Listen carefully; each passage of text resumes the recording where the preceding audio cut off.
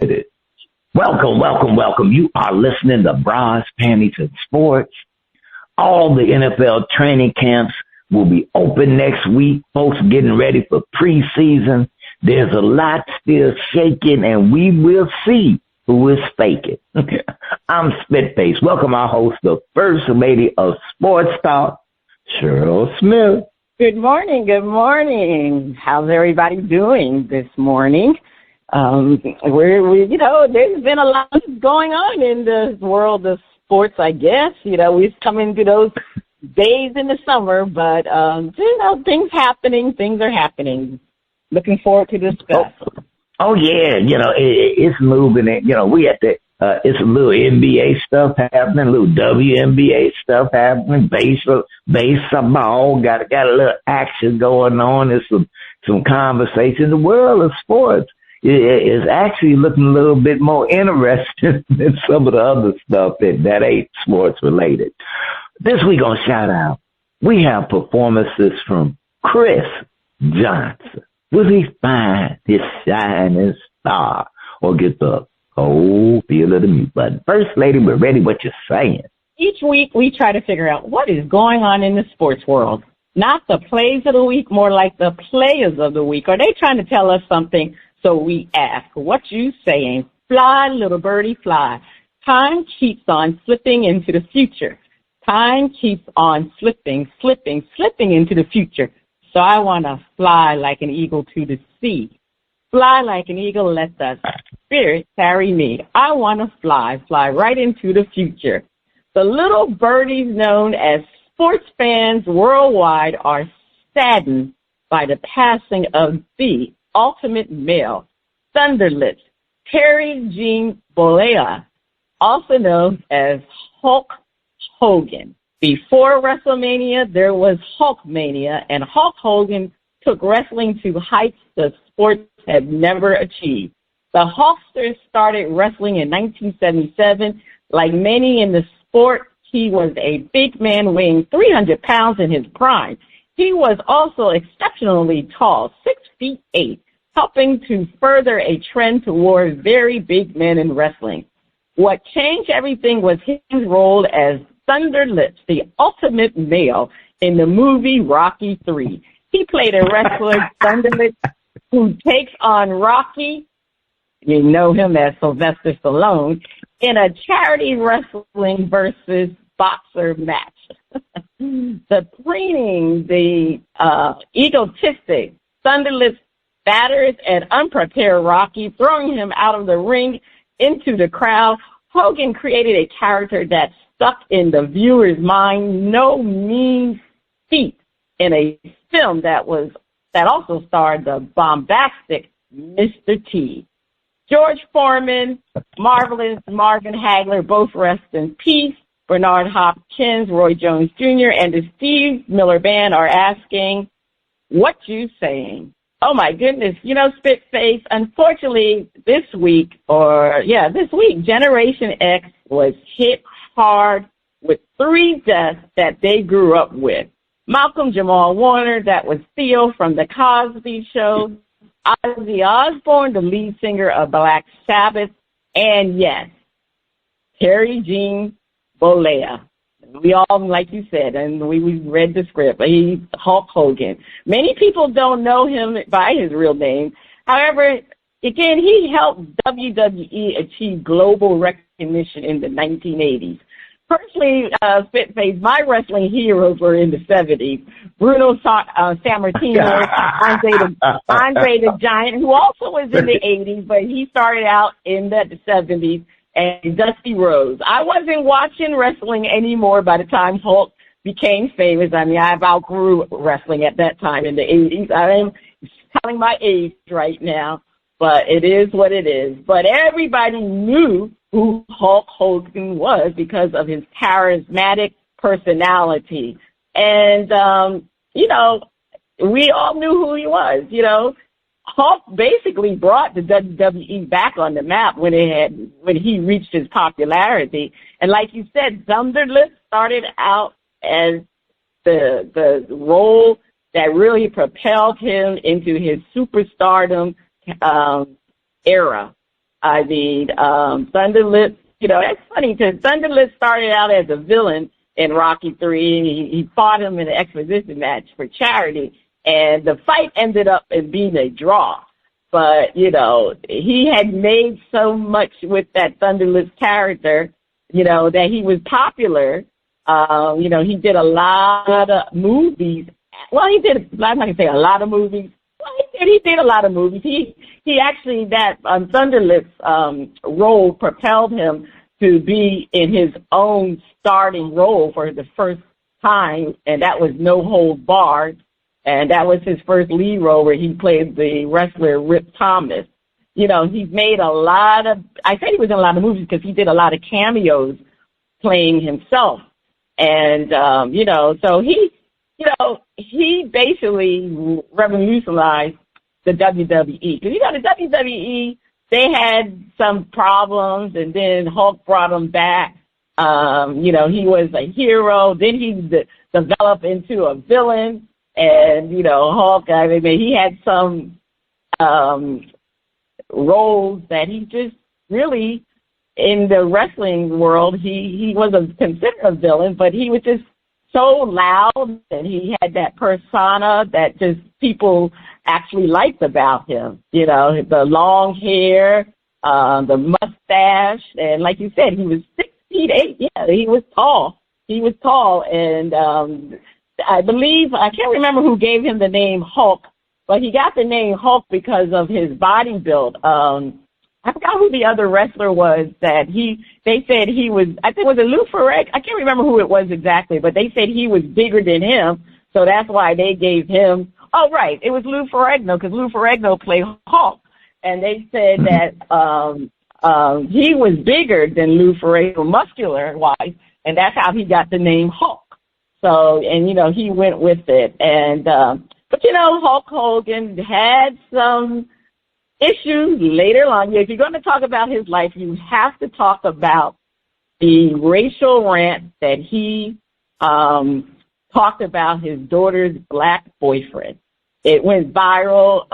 It actually marred his WWE legacy a little bit. He was actually fired from the WWE. The audio took place in 2007, but it was released by a gossip website called Gawker on July 24th, 2015. And that's important because I'll go back to later, but, you know, that Gawker website released the video, the audio, and he later sued the website, and he won the settlement. Well, he won in court, but they actually came to a settlement. He got $31 million. But what was so interesting about that audio being released on July 24th, 2015, he died 10 years to the date that audio was released. He died July 24th, 2025, 10 years to the date. But it was you know, black people didn't like Hulk talking about using those racial slurs and talking about his daughter's black boyfriend. You know, because Hulk was loved by white people and black people. He was very universal. Everybody loved Hulk.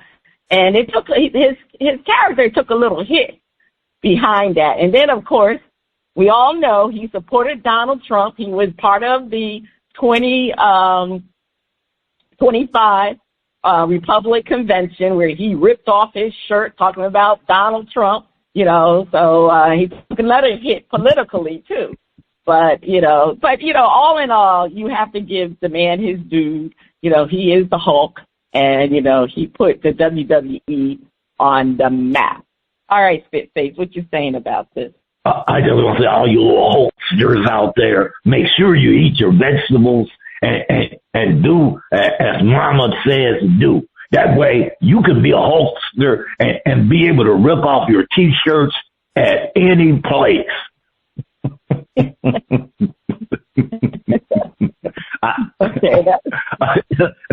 Remember the Hulk, as you said, the Hulkster, you know, he had the key. His Hulkster was a popular guy, you know. And I will say this. There are scenes that you remember. And I do remember that scene in Rocky where he's taking some, you think this is a joke? And he started whooping, Rocky's butt all up and down. Like I said, threw him out the ring.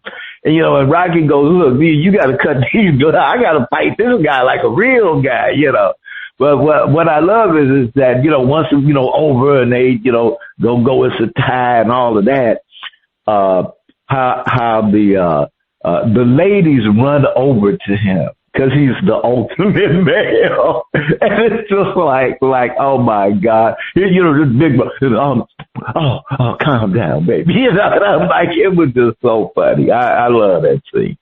But the other scene that I really love, and this might have been, I'll say, a little bit staged.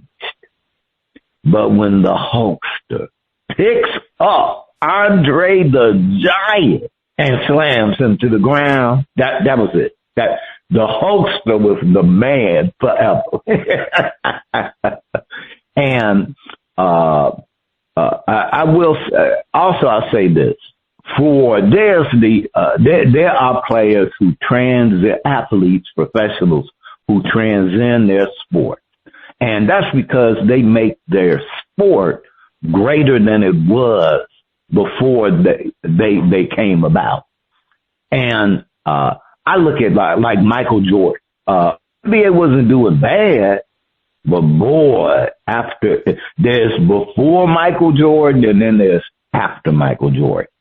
And, that sport, he transcended that sport and transformed it.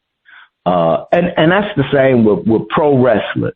I grew up with Dick the Bruiser, guys like that, watching them on Saturday morning on that off channel. And, what Hulk Hogan did was remarkable for wrestling.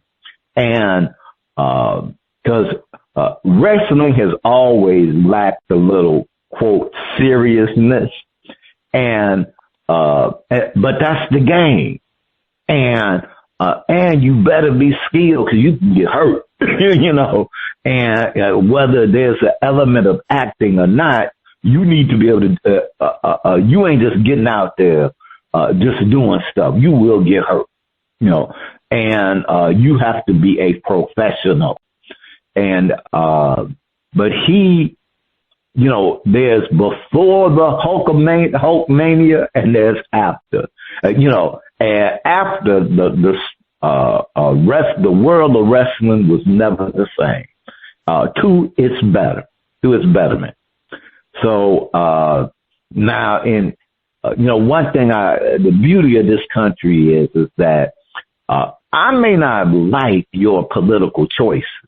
Okay. I may not like your political choices, but and ultimately you got a right to have it. So, Hulkster, I didn't agree with his political leanings, and I can forgive the man for being racially ignorant at a time when there was more racial, I don't know, might be even more racial ignorance today, but at a time where racial ignorance was overtly present. So I'll forgive him a little bit for that. But there'll never be another Hulkster.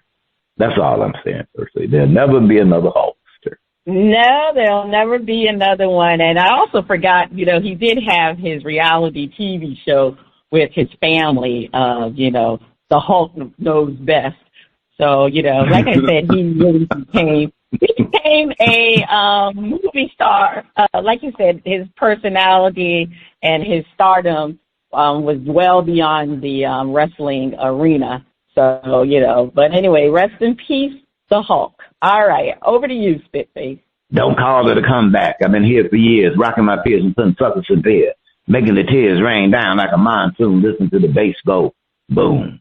Explosion, overpowering, over the competition. I'm towering. Wrecking shop when I drop these lyrics that'll make you call the cops. Don't you dare stare, you better move. Don't ever compare me to the rest that'll all get sliced and diced. Competition, paying the price. I'm gonna knock you out. Huh? Mama said knock you out. Huh? We are talking about the knockout punch in the moment to Father Time by a couple of punches from an over-the-hill boxer who still has some fire in his tank. Hall of Famer Manny Pac-Man Pacquiao and WBC welterweight world champion Mario El Azteca Barrios fought to a majority draw after 12 tense back-and-forth rounds in the main event of a PBC pay-per-view event on Prime Video from the MGM Grand Garden Arena in Las Vegas. Was this fight better than watching Jake the Snake Paul fight anybody? Does this fight prove Manny still has a little something going on? Who did this fight say more about, Manny or Azteca Barrios? Leroy Satchel Page, Walter Buck Leonard, and James Cool Papa Bell. My man, Cool Papa Bell. I asking what you saying. First Lady, I have to hand it to Manny. He went 12 rounds. Win, loss, or draw, whatever you call it. He went 12 rounds with the WBC welterweight world champion and was still standing at the end. So, that's a lot of credit for Manny and what he still has in the tank. And which makes him rather interesting. Which I say that Jake Paul can pick the next fighter that the next retired fighter who's been retired 20 years ago and have a fight for a name. Manny's boxing match with Barrios, there was some tussling going on. I'm like, Azteca Barrios had his hands filled, with Manny, like, look, old man, back, whoa, hey, old man, what you doing? So, it's like, whoever Manny fights next, there's going to be some interest because you can see the man can still fight. He still can fight. And I think it really showed that Manny still has something going on. Now, did the fight say more about Manny or Azteca? I'm going to say it's about equal because the Azteca welterweight world champion, you couldn't, dust off this, and just win against this old man River coming your way. I mean, Manny, so, there's that part. And then there's, as Rudy Tomjanovich, would say, you never know the heart of a champion. And Manny's been there, done that. And, took a political route, which he probably had to get more punches than the other got in the ring. But I think it says a little bit more about Manny because of who he is. But it throws a little question on Azteca. I want to see a rematch somewhere down the line. First Lady, what you say? Yes, the legendary Manny Pacquiao. His record is he's 62 wins, 8 losses, 3 draws, and 39 KOs. But to me, he put on a very impressive display against Mario Barrios. He did. I think he did what he was supposed to do. I mean, it's funny. Most pundits didn't even expect a great fight. Obviously, Pacquiao was the underdog. The numbers were plus 210 to 240 odds. Barrios was the more physical specimen compared to Pacquiao. He had advantages in height, reach, and age. He was what? 16 years, Manny, 16 years younger than Manny Pacquiao. And Manny Pacquiao went in there, won early rounds. He had the ability to put punches together with speed and bunches, and it really kind of confused Barrios. Barrios had his moments with his jab, but many felt that Barrios did not throw enough punches to dictate the fight.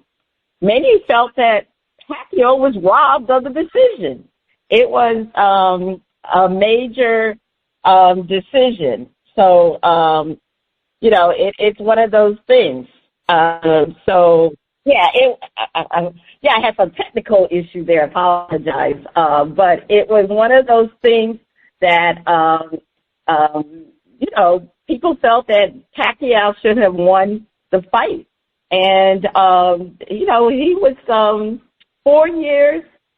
He hadn't fought a competitive fight in almost 4 years. His last fight was August 21st, 2021. So to me, this fight, I think it said a lot about Pacquiao. I think he still has the skills and the drive to fight. I mean, sure. Barrios probably didn't take Manny seriously. I mean, why would he take him seriously? The man was 46 years old. He was 16 years younger than Manny. So, I mean, he really didn't think he was going to be in for a fight. So Pacquiao proved that he's not like an average 46-year-old boxer, considering his showing. I think it wasn't a fluke, and I think Pacquiao should fight again. And, I really think that Manny Pacquiao proved that this man can stay ready at the age of 46 is unbelievable, the way he looked in that fight. So, I'm definitely saying it was more about Manny Pacquiao. And Spitface, let me just put it this way. Any fight is better than watching Jake the Snake Paul. Now, there's been rumors out there that he's going to fight Andre Ward. It's going to be interesting to see if that is the case, if he is going to fight Andre Ward. I'll believe it when I see it. But anyway, don't even bring Jake Paul up again. All right, that's all I'm saying. Well, first thing on that note, you had the last word. Please take us to break. Oh, my goodness. I'm sorry, I got choked up about Jake Paul. Stay tuned. Up next, we have a performance from Kriss Jonson on Shout Out Part 1.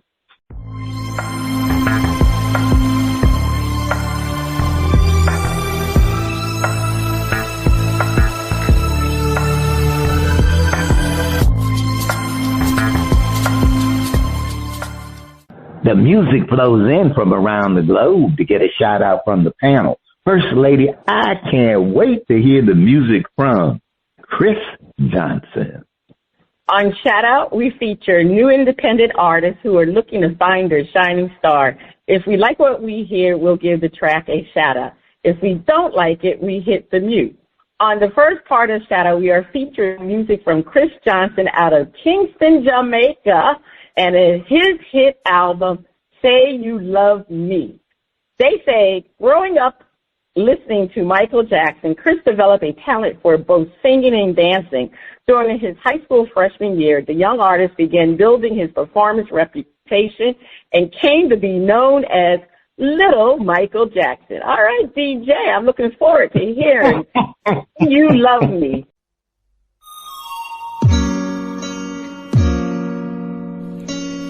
Tell me I'm the one you love. You tell me you love me. 'Cause you're the one I'm dreaming of. You tell me you love me. Baby, I'm begging you, please just say you love. Just say you love. I'm talking to you, but you don't say a word. Trying to reach out to you, but I hope you say it first. I love you, I hate you, I don't need you, but I want you. Just say you love, just say you love, just say you love. Please say you love me. Tell me I'm the one you love. Just say you love.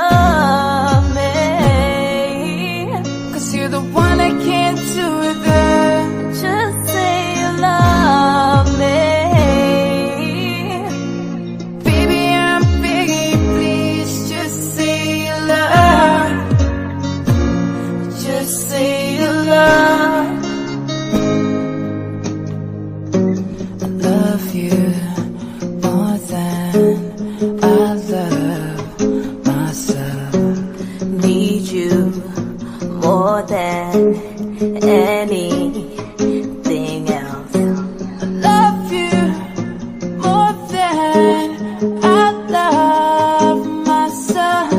I need you more than anything else. I need you more than anything else, girl. Yeah, yeah. Just say you love me. Tell me I'm the one you love. Just say you love me. Yes, you're the one I've been dreaming of. Please say you love me. Oh, baby, I'm begging you, please. Just say you love. Just say you love. Just say you love. I'm begging you, baby. Love you more than I love myself. Need you more than anything else. Love you more than I love myself.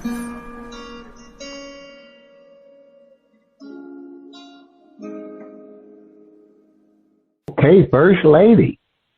All right. Okay. So, again, these short and sweet songs. But anyway, yeah, I'm going to shout out. I like the tone in his voice.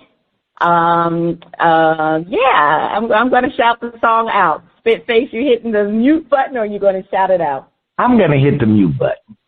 And because of the lyrics, like you needed a few more lyrics, and a little too much auto-tune. And, I feel that Kriss Jonson has some talent, but at least in this song, I felt that he kind of maybe, kind of, I won't say played it safe, but didn't put his soul into the spirit into it. And, it was just like, so I'm going to have to hit the mute on you, Kriss. I wanted to, I wanted to give you a thumbs up, but it just ain't right. Just ain't right. So I'm gonna hit the mute button. All right. So they said he's hitting the mute button. Okay. All right. Well, on part 2 of Shadow, we'll be featuring another performance by Mr. Kriss Jonson, and hopefully he can redeem himself with Spitface. I thought it was all right. Sometimes auto-tuning is okay in certain songs. But anyway, speaking of tuning, is this the sound of our favorite underwater friend? Is it time for Flip It?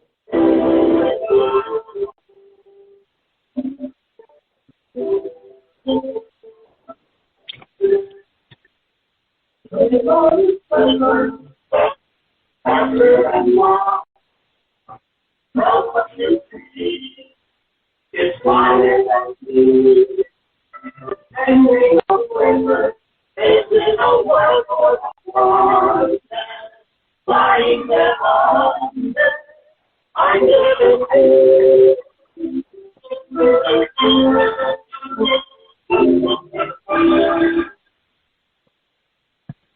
All right. It's time for Flip It, where our hosts defend the point and then flip the script and defend the opposing view. Which team will have a better record, the Miami Dolphins or the New York Jets? Defend is do or die for Miami. They will have the better record over the Jets. First Lady, the Miami got to do it. A certain coach, I won't say that he's on the hot seat. He's on the frying pan. And they might say, and take your quarterback with you too. For all the hype, for all the speed, for the cast of characters on the Miami team, they got to do it. The Jets are in the situation where they just have to do better. See, they're in it's not that, okay, the Jets are going to miraculously vault to the top of the AFC East. That ain't happening, and no one's expecting that. But Miami has supposedly been knocking on the door, for several years now. And, and right now it's do or die. Hey, contracts, cause if they don't do something this year, they don't make some noise, they don't hit the playoffs, something gotta happen. And what that happen is that new coach and drafting a new quarterback and maybe getting rid of the GM. So all of them are like, look, we got to do it. First Lady, please defend. The Dolphins will have a better record than the Jets. Yeah, well, Miami and the Jets both have struggled in their respective division. However, the Dolphins have been a far more superior team for many years over the Jets. The reason the Dolphins are going to have a better record than the Jets is because the Dolphins play against the Jets, twice usually in a season, and they've been winning. Within the last 5 games, the Dolphins are 4-1, and I think this spans about 3 seasons. The Dolphins have a more consistent offense with Tua at the helm. The key is for Tua to be healthy. Last year, Tyreek Hill had suffered a wrist injury and did not have the reception yards that he is accustomed to having. On the other hand, the Jets offense has been very inconsistent for years. They have a new quarterback in Justin Fields who developed a toe injury on the first day of the training camp. It's not thought to be serious, but it can cause delays in the offense in building cohesion in training camp. So when you look at it like this, the Dolphins, even though they've lost several key players, overall, if I have to be a betting person, I'm going to bet on the Dolphins to have a better team because they've had a better team than the Jets for the last several years. The Jets have not been relevant. They just have not been a great team. They have a new coach. They are rebuilding. The Dolphins are, to me, in between rebuilding and not rebuilding, but I think they are still a much better team than the Jets. All right, First Lady. We had to flip the script. And so we're going to flip it. It's a new dime. It's a new day for the Jets gang green. They will have the better record. First Lady, there's something, the Jets went and brought in a good coach. The Jets also brought in Justin Fields. The Jets made some moves so that they could be a better team and be competitive. While Miami got rid of folks. Let them go that they needed. And I think the greatest pretender, not a contender, that we've had over the last few years has been the Miami Dolphins. And the Miami Dolphins make this fundamental mistake. They get awed by speed. They get awed by speed. If we got speed, we got fast this, fast that, we can outgun you and outrun you.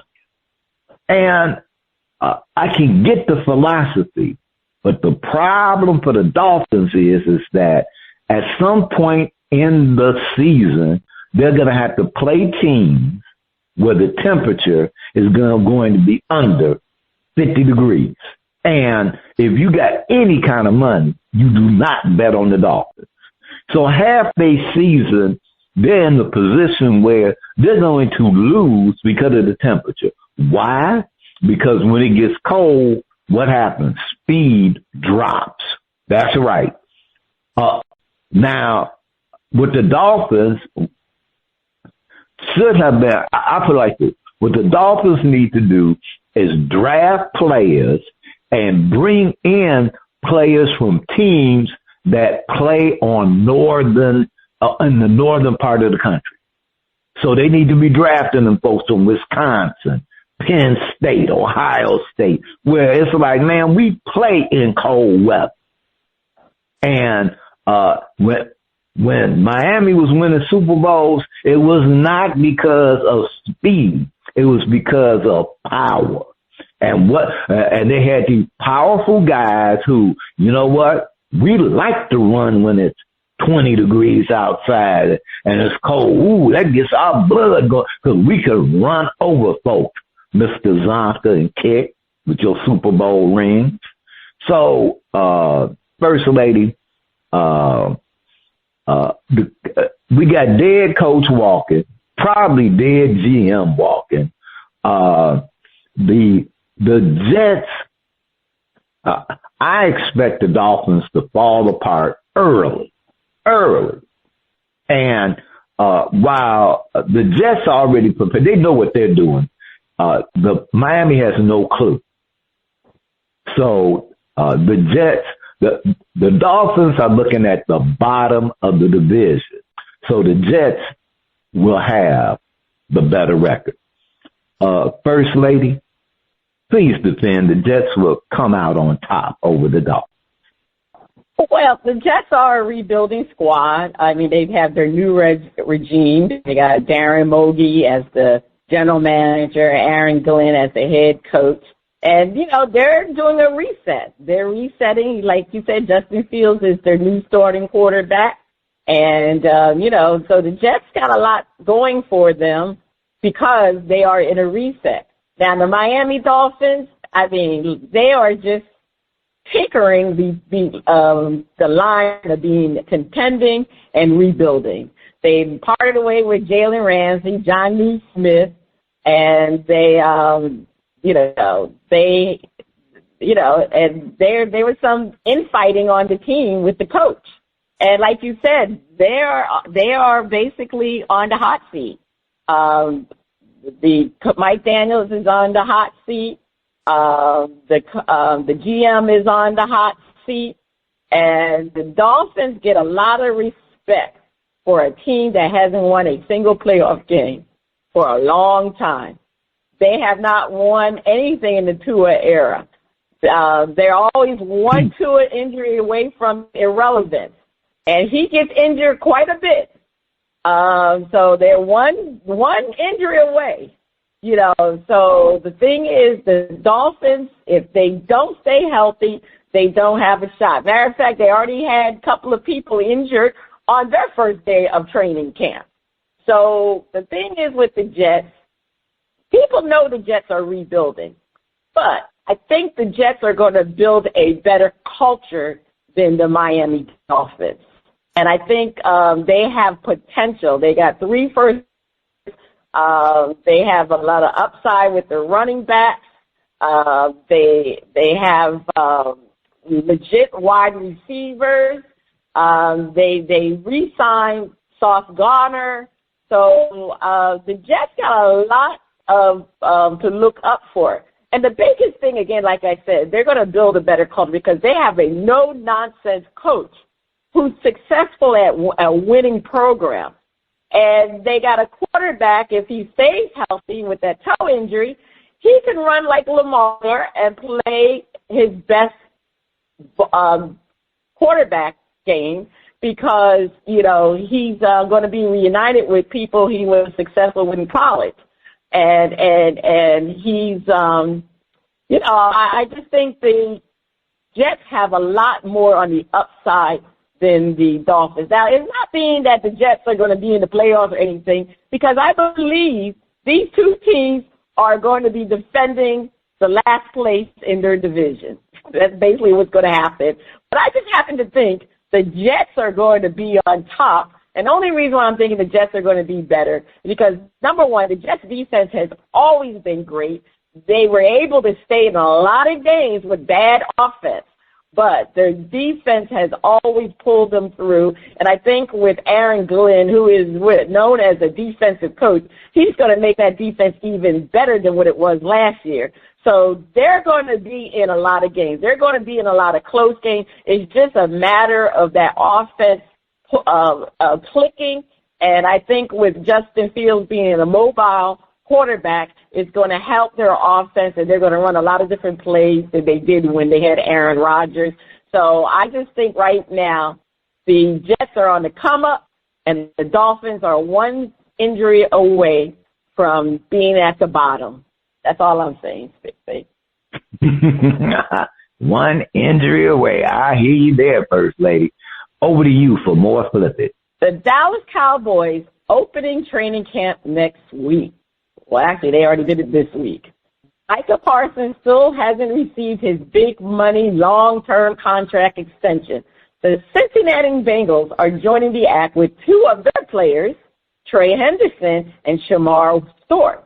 Trey Henderson, third most sacks in NFL last 5 years. Shamar Stewart, first-round draft pick and edge rusher. Do both teams have a strategy of get your players angry at you for a winning season or what? Which team strategy will give them the better chance to make it to the Super Bowl? Spitface defends. The Cowboys will get Micah signed, and he'll display his anger against opposing quarterbacks. Their strategy gives them the better chance. All right, First Lady. One thing is for sure. Micah Parsons will be on the Dallas Cowboys and will be starting game one of the regular season.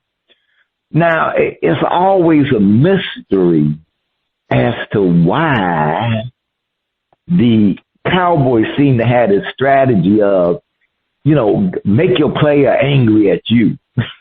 And then sign them for the big money you were going to have to sign them for anyway. But we got to just throw that in there. And, now that's just kind of how the Cowboys roll. And I get a sense that players and their agents are kind of like, look, this is kind of how the Cowboys roll. So, don't get too angry at them because you're going to get, as a matter of fact, you're going to get more money because they dragged it out. And now that some other teams have made some deal, they got to, up the ante. So you're going to win out. And, whatever unhappiness they have at that team, once that money is signed, all that unhappiness go away. It disappears when that contract gets signed and that check hits the bank account. So, now, the only anger Micah will be displaying is, oh, you blocked me on that play, I'm going to get that quarterback. And the Cowboys, it's kind of interesting because the Cowboys and the Bengals aren't too different. But I'll just say that the Cowboys will go further. Their get our players angry at us attitude is actually going to pay off a little bit better than Cincinnati because, they like trying this strategy out. And it's like, dude, y'all need help on defense. I'm sure that Cool Joe is going, damn, guys, I done scored 100 points. Can you stop them from doing something? So, the Cowboys know what they're doing. They have the better chance to make it to the Super Bowl. All right. The Cowboys know what they're doing. Jerry Jones and the Cowboys know what they're doing. But, of course, the Cowboys will get Micah re-signed. This is the MO of the Cowboys. We've seen it with Dak and CeeDee Lamb. Did we expect anything else from the Cowboys? They are a creature of habit. Micah is a beast, and at least he showed up for training camp without an extension. That isn't saying too much for Trey Henderson and Shamar Stewart. So the Cowboys are steps ahead of the Bengals because they are known for paying their players late. Not too sure about the Bengals. I'm not even sure if they're going to pay Trey Henderson and Shamar Stewart because the Bengals are known for being cheap. We all know that. They have been cheap. You know, Joe Burrows was on ESPN during I forgot when he was saying I forgot when it was, but he was on ESPN talking about during the Super Bowl. He was on ESPN saying that, you know, he's looking for them to pay these people because he needs the defense to be paid. You know, they got the offensive players paid, but they haven't paid their defensive people. And that's going to be an issue because they rely too much on Joe Burrow to push them through with their offense. You have to have a balanced attack, and that's what's happening with the Bengals. They don't have a balanced attack. Their defense has always been horrible, and now you're talking about one of their best players not even being re-signed. So how are they going to have a better record than the Cowboys? But anyway, and the thing is, you know, the Cowboys can take advantage because Micah is practicing and the Bengals players are not. The Cowboys have a new coach who's already stated the offense will drastically change with him at the helm. They're not going to be as stagnant as they were before. There's going to be more motion, a lot of play action, and that's going to help, you know, teams not to key in on their CeeDee Lamb. So that's one thing that Mike McCarthy, he always wanted a stagnant offense. And so they, you know, their new coach, he's been an offensive coordinator. He's actually been a good offensive coordinator. At one time he was a hot ticket years ago, but then his name just for some reason didn't get recycled in that list of, you know, how they recycle names to get a coaching position. But he finally got his chance with the Cowboys. And I think he's going to do good. I think they finally got the right person to run this team. And, you know, the one thing also they need to work on the run defense. That run defense was abysmal last year, and the Cowboys have improved their run defense a little bit. So, I mean, right now, I just think the Cowboys are a well-balanced team in comparison to the Bengals, because the Bengals is an offensive team with a lack of defense, and they're not ready to sign their top number one defensive player in Trey Henderson. So how can they be that good? And they traditionally have always gotten off to a slow start to begin with. So, I mean, with the fact that Trey Henderson may not be on the team when it starts, that's going to be trouble for the Bengals. And the Cowboys definitely will have a much better chance of making it to the Super Bowl than the Cincinnati Bengals. All right, Spitface, we're going to flip this script. Let's flip it. Trey and Shamar will get contracts. They'll be happy about, and they have Joe Burrow and an offense that scores in bunches. Their strategy has them doing the Super Bowl shuffle. Spitface defend. Cowboys are a train wreck waiting to happen. Meanwhile, the Bengals, with an improved defense, can roar to the Super Bowl. Defend. All right, First Lady. As it has been stated by several folks, that black cat is going to show up in Jerry World at some point in the season. And that black cat is going to show up. The Cowboys may even make it to the playoffs. I'll give them that. They may make it, might even make a little noise, but the black cat will show up. So we just don't know how the train wreck will go. And we don't really know if Micah's attitude might be, I want TJ Watt money. And that could put a whole different spin on things. So, that strategy might finally bite the Cowboys.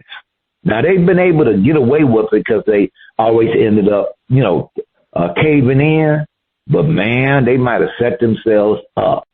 Now, Cincinnati, we've never heard of Cincinnati, paying exorbitant amounts of money to any player. But they did pay their offense. They paid them boys. So, and money got to come from everywhere, from somewhere. Now they have no choice but to pay Trey and pay Shamar. They have no choice. And Shamar is not even a matter of money. It's about language in a contract. And they'll get that sorted out. Now, the real reason why the Bengals will have a better shot, other than that black cat, is because they got a better quarterback and they got a better offense. And they got an offense and a better quarterback that has got they can score in bunches. They can do that. And with Trey back in the fold, happy because he's getting his money, and Shamar in the fold, hungry, ready to go, they have a much better chance to have their defense improves where they win 2 or 3 games that they lost after scoring a ton of points. That defense just keeps them in 2-3 games. They can be marching to the Super Bowl. That is not the case for the Cowboys. That is just not how it's rolling. The Cowboys, for some reason, folks think that the Eagles are gonna lay an egg. They ain't. The Eagles ain't gonna do that. So, Cowboy fans, watch out for the black cat and the train wreck. And Bengals fans, get ready to growl. That's what I'm saying, First Lady. Okay.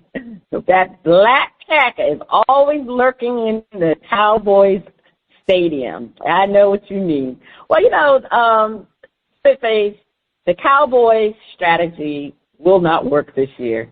Like you kind of said, it is going to catch up with them this season. It hasn't in the past. The players got signed late, and they were happy. However, Micah is not that type of player. And I really have a strong opinion that the Cowboys are going to drag Micah's situation out. I even think they're not going to pay him at the beginning of the season. I still think that they're going to drag this out until they can drag it out. And this is going to bother Micah Parsons. And it's going to upset him so much, it's going to be to his detriment, because he's not going to have a good year, because this contract is going to be hanging over his head. And, when you have a contract hanging over your head, it means that you're not going to put out the way that you normally put out, because you don't want to risk an injury. That's why, kudos to him for showing up this season, considering that he can injure himself. You see how quickly people get injured in this league. So, kudos to Micah. He's risking a whole lot. That's why Trey and Shamar sat out, because they need a contract extension, and they're not going to play until they get it. Well, Micah is a different animal. He decided to come, but it's just going to hang over his head. So with that being said, the Cowboys' defense is not going to be anything without a engaged Micah Parsons. And their offense is still going to be fresh. We don't know what it's going to be. It's going to be more different than what Dak is used to playing. So I don't have high regards for how the offense is going to be. And then with Micah not playing as well as he can play, what's going to happen to these Cowboys? And they're going to be not great at all. They're right now, I would say they're probably the third best team in their division, and I'm not sure if they're going to be better than the Giants, because the Giants could be on a come up. So the Cowboys are really, they don't have a great strategy to get to the Super Bowl. Now, the Bengals, they got to pay their people. And I'm saying that Trey Henderson and Shamar will get paid. And the reason why they will get paid is because they have no choice to pay Shamar Stewart and Trey Henderson. Do they want to keep their quarterback, Joe Burrow? If they want to keep their quarterback, Joe Burrow, they better pay Trey and Shamar, because he can't do it all by himself with that offense. As great as Joe Burrow is and great as that offense is, we already know from last year they had a weak defense, and that did not propel them to the playoffs. They just missed the playoffs. So they have to come in with Trey and Shamar signed, which they will. But if they do, I have to give the Bengals a fighting chance to get back to the Super Bowl, because that offense is so dominant. And Joe Burrow is so dominant as a quarterback. To me, they always put Mahomes, Lamar, and the quarterback from the Bills as the top three, and they have Joe as 4 because Joe never makes it to the playoffs. But he's the only one besides from Mahomes that got to a Super Bowl. So I still think, to me, Joe Burrow is definitely the top. I give him right now the number one quarterback in the Western Conference. I'd actually take him over Patrick Mahomes, because these last couple of years, Patrick Mahomes has been basically a game manager. He hasn't been that spectacular, but Joe Burrow is spectacular. And because of that offense, and with the signing of these two players, and that defense is going to be better, because they can't get any worse. They're going to be better. They're motivated. They didn't make the playoffs last year, so they are far motivated. And I really think that the Bengals can make it to the Super Bowl. I think this year's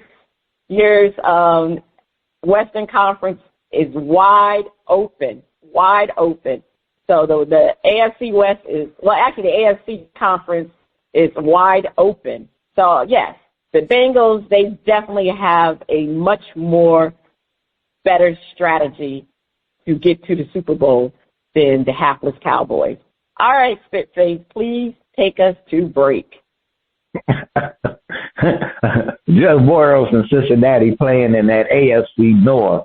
That's a tough division, but it's not like the AFC, the NFC. It's not like the NFC East is a bunch of flyweights. Also, I think that when we speak of Joe Burrow, it starts reminding me of Dan Fouts. Where everyone said if only they had a defense. So I think Joe is like, you know what? We're going to get that defense. On the other side of the break, we have another performance from Kriss Jonson on Shout Out Part 2. Please keep your ears glued to the speaker.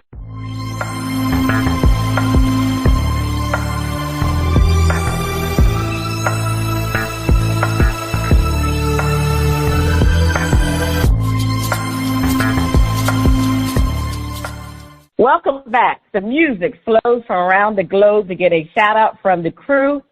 Spitface, over to you. All right. On the second part of shout-out, we are featuring more music from Kriss Jonson. Let's hear Come Over. Come on over. Kriss Mariah, come over. Cross the line production. Kriss Mariah, come over. It's your girl, Kim. Oh,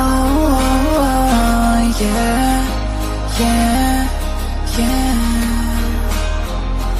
Girl, if your body feeling like, call me. Girl, if you're mad and it's alright, call me.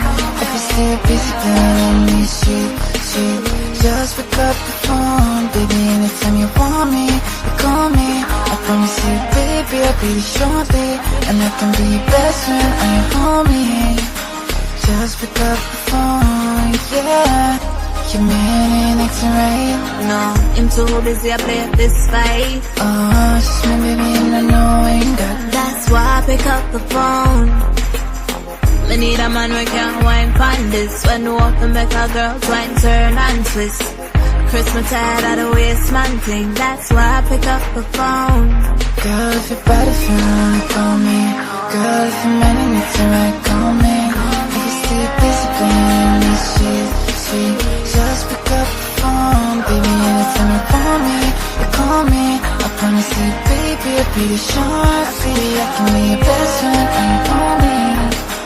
Just pick up the phone, yeah. You got a nice body, and you chop it. Girl, I ain't tell me say I'm on my copy. And you will make it, you put the foot bend over. Line up and run up, bikini over. The boy I move lame. See them over in front of play a game. My body feel lonely, my why you come over. Come line up the key, now me over. Baby, call me if your body feel lonely. And your man, I know if you want it. Baby, call me. Oh Lord, anytime you want me, you call me. I promise you, baby, I'll be the shorty. I can be your best friend, and you call me. Just pick up the phone, yeah.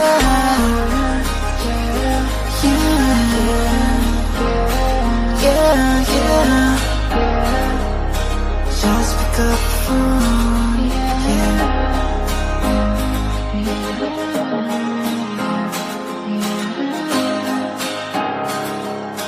Just pick up the phone,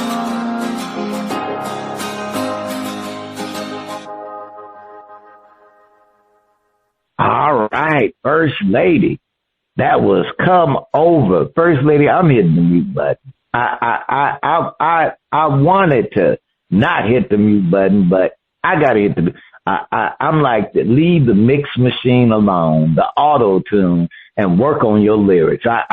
Kriss, I feel there's some talent there, but you go work on your craft, son. Just work on it. First Lady, what's the verdict? Shout out on the mute button. Well, I don't hear that. I mean, I know the auto-tune, but he had a young lady on the song with him. I kind of I'm shouting the song out, Spitface. I'm kindly disagreeing with you on this song. I enjoyed the song. I mean, what's his name? T-Pain spent his whole career with auto-tune.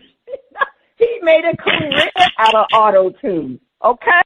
So auto-tune is not that bad when it's done correctly. I know maybe he's using it too much, but I liked the song. I thought it was, I enjoyed it. I kind of like the two of them together singing, Come Over.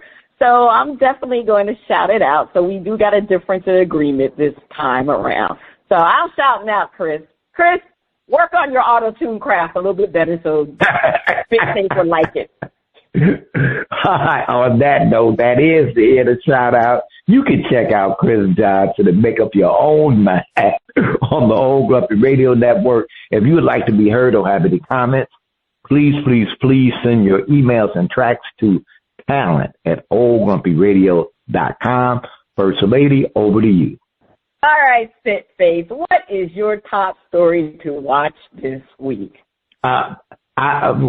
My top stories to watch this week is will Justin Fields rebound from his toe injury? You look at these big old football players, bruising, and big old quarterbacks, guys bench pressing tons of weight, and you go, your toe.